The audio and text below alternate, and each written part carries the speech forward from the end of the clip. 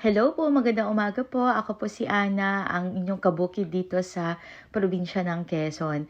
Ayan po, sa araw na ito ay tutur ko po kayo sa aking cacao farm. Actually, video ko po ito nung November pa, nung last na uwi ko. So, bali magdadalawang buwan na siya. So, kung mapapansin nyo, medyo tumba, medyo basa yung mga kakao kasi nga malakas po yung bagyo at that time.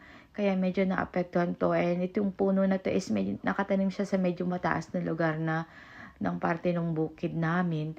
Ayan, nakakahinayang naman na putulin siya kasi nga madami siyang bunga.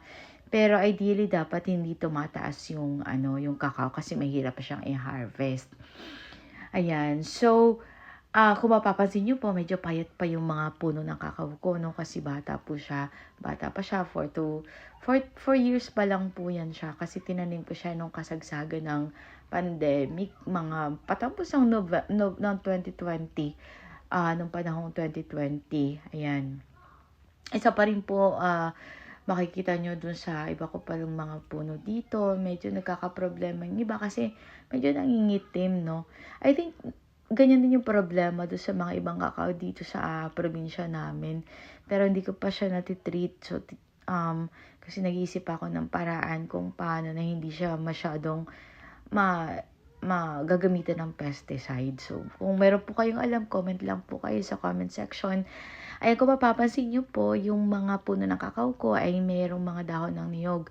No, kasi po ang gawa ko, instead na patabaan siya, yung mga dahon na ng niyog na nalalaglag at saka yung mga natutumbang saging yan, nilalagay ko pa yun sa puno ng kakao para maging patabayan siya.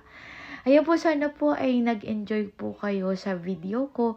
Sa susunod po na video ay isi-share ko naman po yung video nung nagputi kami.